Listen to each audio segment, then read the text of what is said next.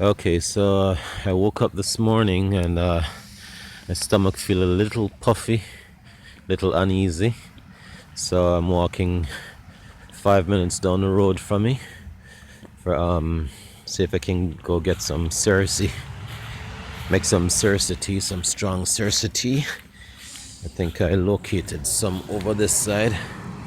So let me go down and see. All right, so we find some Cerasee right here. I don't know how good this video is, but the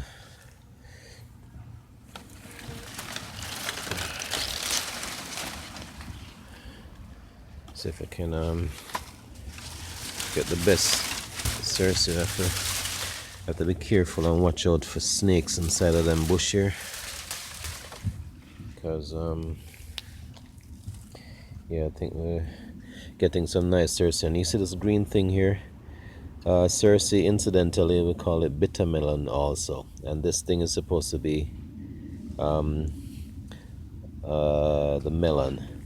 So one of the botanical names is bitter melon. So trying to get me some nice fresh ones. Go back up and boil it and see if it can give me some relief for the stomach. Make sure I get some of the flowers. You see this yellow flowers?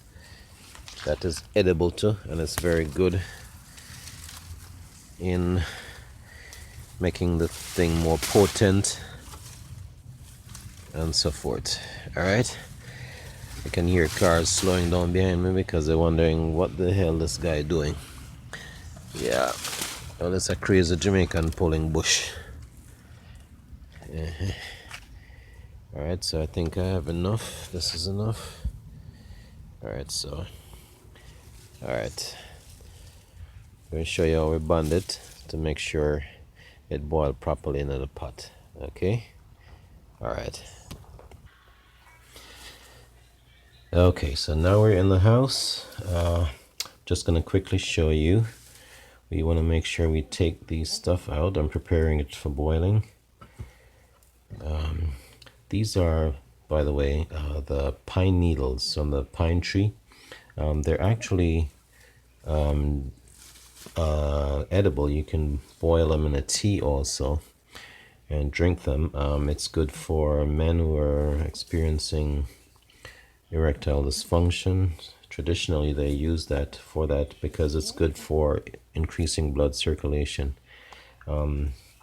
Before you do anything dealing with circulation, though, you want to make sure you check with your doctor, because you could be on medication and you increase your circulation and it creates a stroke. All right, so you have to make sure, careful, but right now we're making sure we take all the stuff out, all the additional stuff we don't want. You know, Cerasee incidentally is good.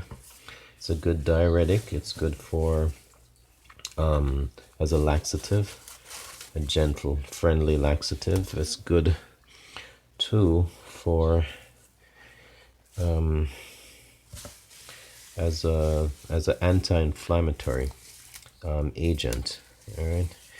1 cup won't do it, but if you have like pains in the knees, you do it like for a week. A modest cup, twice a day. I should reduce the inflammation extremely. All right, now that we've picked out everything, we just want to put it in a long bundle. Then wrap it a little. See how long we can get the other side, because we're going to wrap it around in a tie, just so it stays stable when you boil it. All right, so the length of it, bend it to maybe half, and then just wrap it into a little knot. All right. Okay, so I turn on the water. Let me give it a quick wash.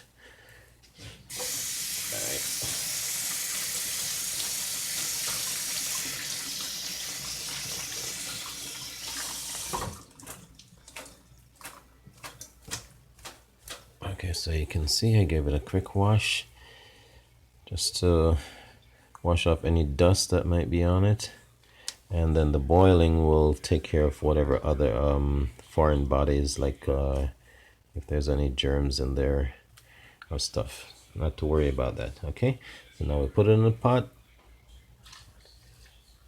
and we'll wait for it to come out ready. It's a very bitter drink, but it's good for detoxing the liver.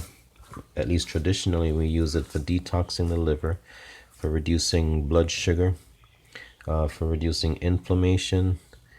I know those guys who have to do drug tests, oftentimes they would drink it to kind of get their body straight. I'm not making any claims here, just telling you that's what I see them do. All right. Okay, so there you have it, and I'll just wait for the tea to boil, and then I sweeten with sugar or sweeten with sugar and milk. I prefer it with milk. I prefer it white. It gives a white greenish look, and that's good enough for me.